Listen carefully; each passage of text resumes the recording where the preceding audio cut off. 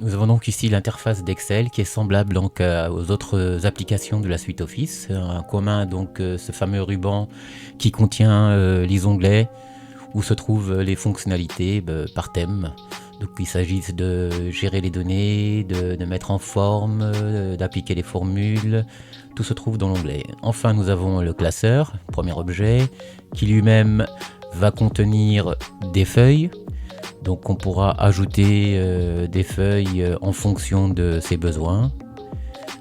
Par ailleurs, nous pourrons les personnaliser en les renommant par exemple, ou en mettant une couleur par onglet, ce qui permettra de facilement les repérer parmi l'ensemble des feuilles.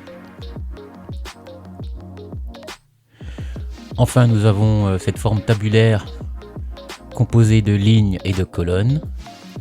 Donc les colonnes sont repérées par des lettres et les lignes par des chiffres. Donc là nous avons par exemple une cellule dans le tableau repérée par la référence A1. Donc la colonne et la ligne. Un autre type d'objet que je vais vous montrer, voilà par exemple une plage qui va de C3 à E9. Donc ceci est une plage, c'est un ensemble de cellules. Voilà, tout ça c'est des éléments de vocabulaire. Voilà, vous pourrez peut-être vous poser la question du nombre de lignes et de colonnes dans une feuille. Alors c'est tout simple, avec le raccourci clavier, touche CTRL plus flèche du bas, vous allez connaître le nombre de lignes qui se trouvent dans un tableau, donc 1 048 576 lignes.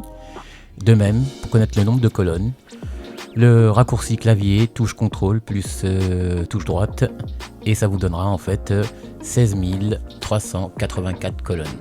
Ce qui fait une aire de jeu assez conséquente. Voilà pour la présentation sommaire de l'interface d'Excel et surtout du Playground.